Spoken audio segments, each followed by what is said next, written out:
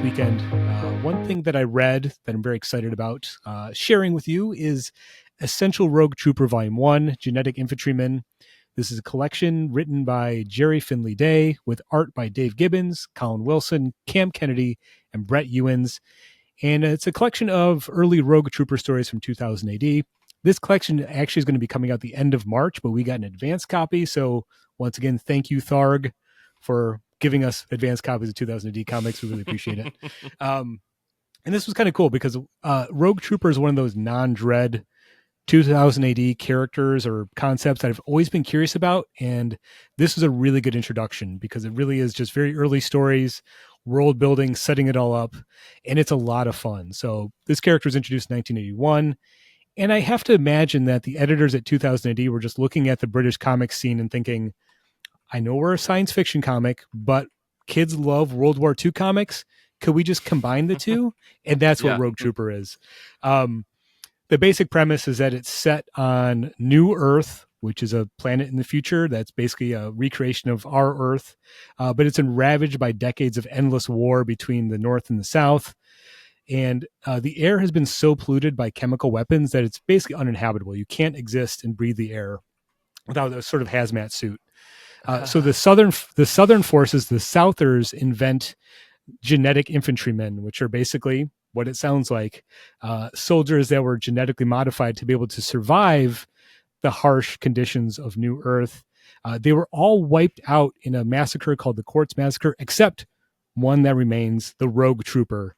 He is running from his South Troop comrades because he's a deserter and he's also fighting the North. And not only that, that would be good enough for a comic.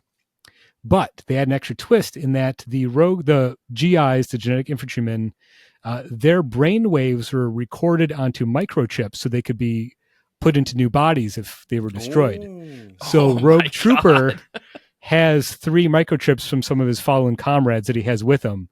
One on his gunner, one on his helmet, helm, and one in his backpack, bagman. So he's talking to his dead buddies while he's walking through New Earth.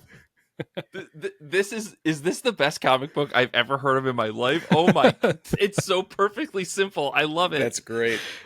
It's fantastic. What I love is that because it's 2000 AD and it's an anthology weekly series, and it's like little 6-issue chapters, they have to explain that at the beginning of every chapter. So they get shorter and shorter explanations for the concept of Rogue Trooper as it goes on. Like, he has microchips of his best friends. Like, yep, that's all you need to know. It's like, and he's walking around talking to his rifle because it's his buddy. His consciousness is inhabiting the rifle. It's incredibly fun comics. And like I said, it's very much like a World War II type comic with futuristic sci-fi weapons and concepts. You know, Rogue Trooper is basically drawn. He's got blue skin, but as far as his gear goes, he looks like an American GI.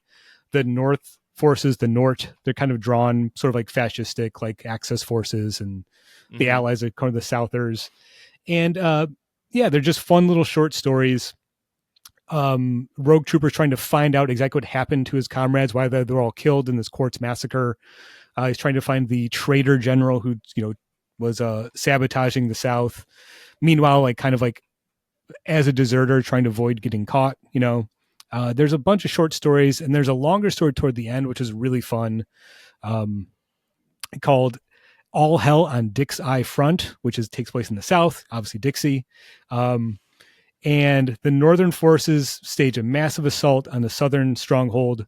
So Rogue Trooper and Sister Sledge, a nurse that he befriends, have to flee to the coast to escape. And it's just this 12 chapter long story full of action, ridiculous over the top concepts. Again, the guy has a talking rifle that he can program to shoot on its own, and he has a backpack they can pull anything out of that he needs to. And he's talking to this stuff all this time. It's like you said, Mike, it might be the best comic I've ever read because I read this whole collection in one sitting. It's just super fun. And because it's 2000 AD, the short chapters, you finish 6 pages, I got to keep going. It's just it's so addictive. It's like comfort food comics. And it's exactly what I want from 2000 AD. It's fun. It's action packed. There's a lot of black humor about, how terrible war is. There's all sorts of concepts. Of course, everything's like a space this. Like he's got a laser rifle. It's not just a rifle, it's a las rifle.